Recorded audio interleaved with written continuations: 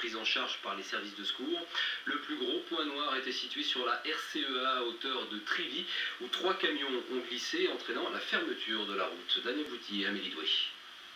C'est vers 3h30 la nuit dernière que des pluies verglaçantes s'abattent sur le col de Vaux. Très rapidement, 2 camions dérapent sur la chaussée et ils s'encastrent l'un dans l'autre. Quelques instants plus tard, un troisième arrive, c'est le suraccident. On ne va pas tant comprendre, il y a sur le verglas, vous ne comprenez pas. Ça glisse. Il y a l'ABS, il y a tout sur le camion, il ne s'est pas arrêté. J'ai que le temps de me mettre en travers pour pouvoir, pour moi, pas être percuté dans la cabine. Le chauffeur se considère comme un miraculé et pour ses collègues, un tel accident ne peut être lié qu'à la fatalité. Non, c'est la faute à pas de chance, quoi. Météo. Très rapidement sur place, c'est l'engorgement. Plus aucun véhicule ne passe. La file d'attente est impressionnante et s'étend sur plusieurs kilomètres.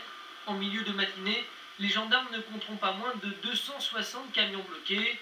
Une vraie galère pour les routiers. Moi j'ai commencé ma nuit à 3h30 du matin, donc je suis arrivé là, il était 4h moins le quart, hein, donc on attend quoi, on a froid, faim, surtout faim, mais bon. Une attente indispensable, car pour les autorités, il n'a pas été facile de trouver une solution immédiate. Une bonne partie du réseau secondaire qui entoure la RCEA n'est pas praticable, donc faire des déviations, ça rend difficile la mise en place des déviations. Et donc on va essayer de faire partir un certain nombre de véhicules poids lourds à hauteur de Vérone.